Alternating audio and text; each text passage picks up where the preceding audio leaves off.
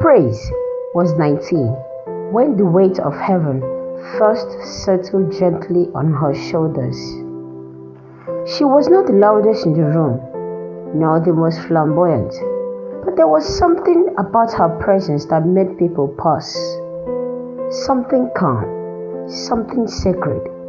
She was the first daughter of her family, the pride of her father's heart, the child he called his answered prayer. Wherever he went, he spoke of her with glowing eyes, but while her father's love wrapped around her like warm sunlight, another force in her life cast shadows she could not explain. But before I continue, don't forget to subscribe, like, and click the notification bell to always get updated on reality pieces like this. Praise discovered God not through sermons or persuasion, but through pain. While other girls of her age chased validation from the world, Praise chased the presence of God. She woke up before dawn to pray, her knees pressing into the cold floor, her whispers carried into eternity. In church, she served tirelessly, arranging chairs, cleaning altars, helping others find comfort. People loved her. They called her God's own child. They admired her strength, her humility, her light, but none of them knew that when the church light dimmed and she returned home, her light was tested by darkness that wore her mother's face. Her mother was a mystery no one could solve. To the outside world, she was calm, polite, and respectable. Her voice was soft, her smile convincing, but behind closed doors, she became someone else entirely. She starved praise as punishment for mistakes as small as breathing too loudly. She beat her with words sharper than blades, calling her cursed, useless, a mistake. She disgraced her in front of neighbors, her peers, even her siblings, and worst of all, she cursed her.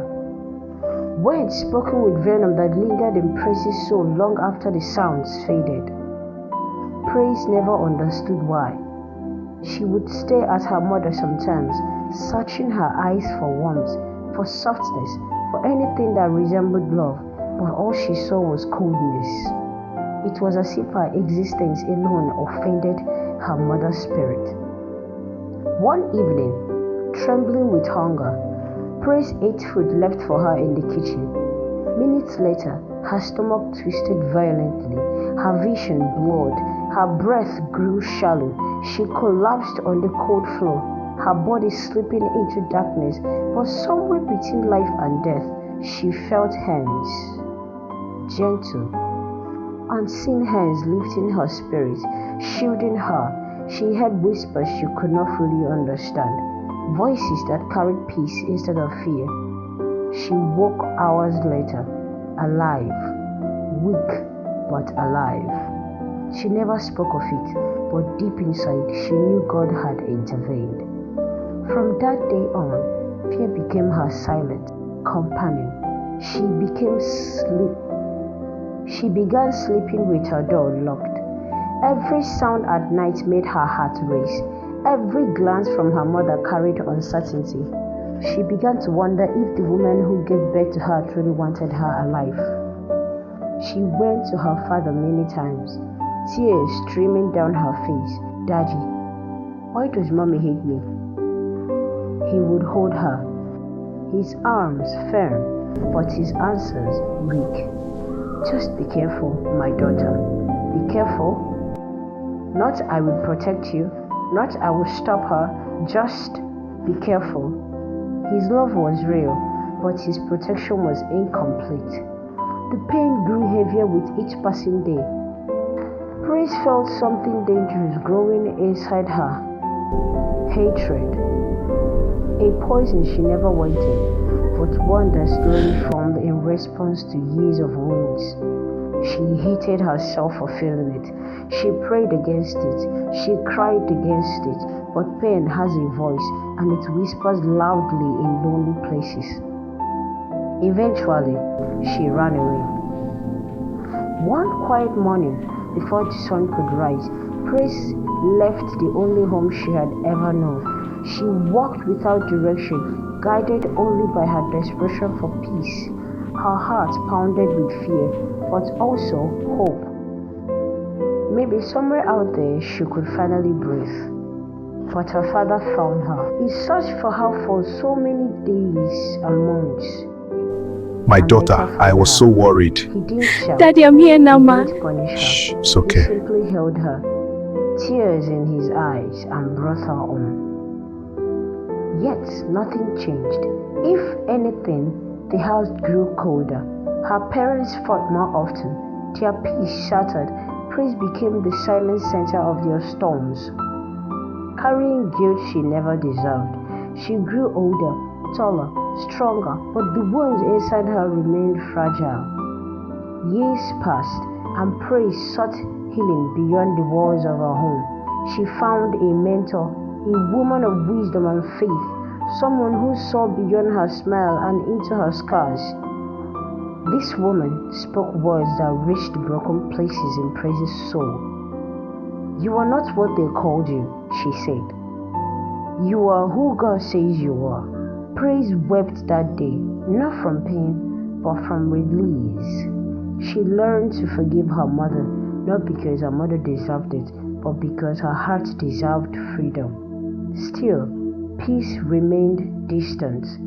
Life took a turn when Praise began working at a company where her diligence and excellence caught attention. One ordinary afternoon, she was called into the office. What she heard changed everything. A promotion, an unbelievable promotion, and an apartment of her own. For the first time in her life, Praise had space, silence that was not filled with fear, a home where she could sleep without locking doors in terror. She built her life from nothing. She earned her own money. She stood on her feet. She became free. But freedom came with a cost. Every time she tried to show love to her father, gifts, visits, kindness, chaos followed. Arguments erupted. Tension rose. It was as if her progress offended something unseen. So she distanced herself, not because she stopped loving them, but because she needed to survive. Then came love. A man entered her life, kind, gentle, and sincere. He loved her deeply. He spoke of marriage. He spoke of forever. Praise dared to believe happiness was finally hers. But suddenly, without explanation, things will fall apart. Again and again and again. Relationships ended mysteriously. Love slipped through her fingers like sand.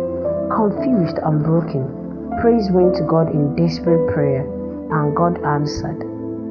Through divine revelation, Praise uncovered a truth buried deep within her bloodline, a generational pattern, a curse that follows the first daughters of her mother's lineage. Their marriages were destroyed, their homes broken, their joys stolen.